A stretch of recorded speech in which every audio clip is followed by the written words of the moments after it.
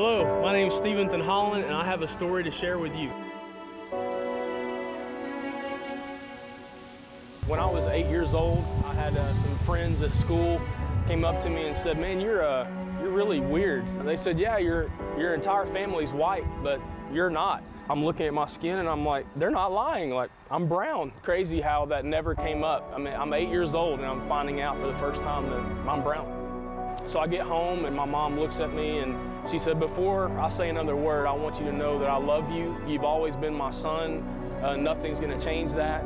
Son, you were adopted. We brought you into our family when you were 7 days old."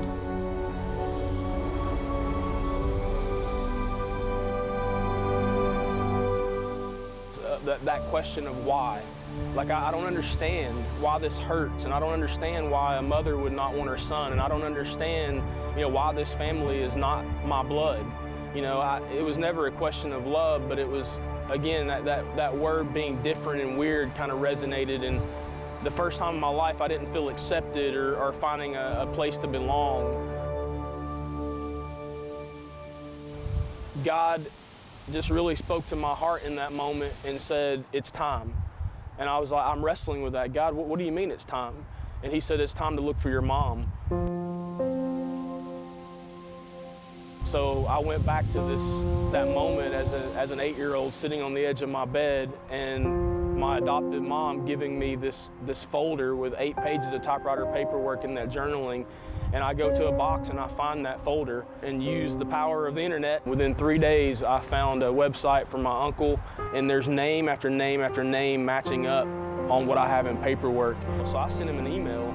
He reads it at 1 o'clock in the morning, and he actually called me at 1 in the morning. There's no way I could do that. I was like, I gotta wait. So I waited till 7 after I got a little sleep. And so I call him at like 7 in the morning, and we have this, it's 2 hours of tears and is this really happening? Like, it's just shock.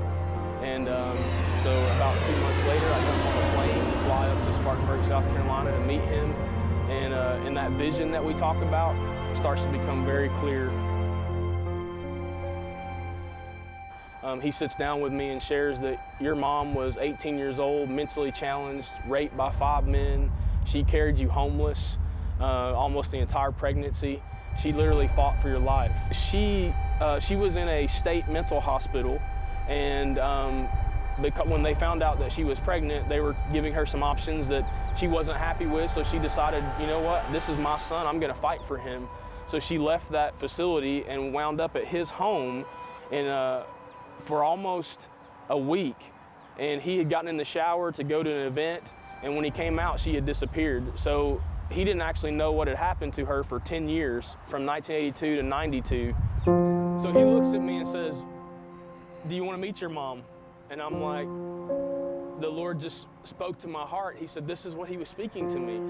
In that apartment in Tampa, Florida, about 2 months prior to this, he said, "It's time."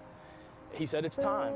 And I'm like, "Lord, this is what you were speaking to me. This is what you were putting in my heart. Like, this moment is happening. It's flesh. I could just see it."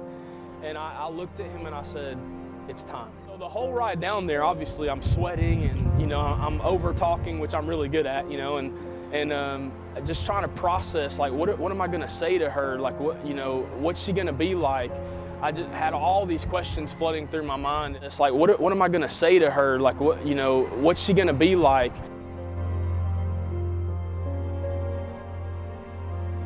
My sunshine, and I love my life, and I love all of y'all, and they'll forgive me. Amen.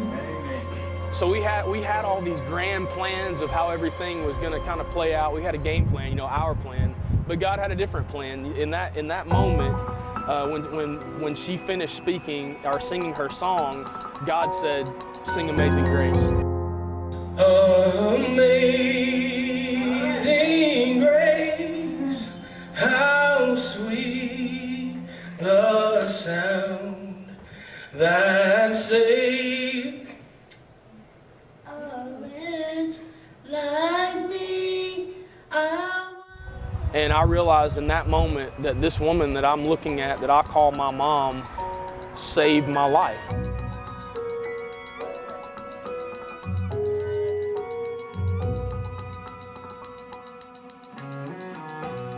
You know, the other side of this story is, you know, you have this family that took in a 7-day-old child.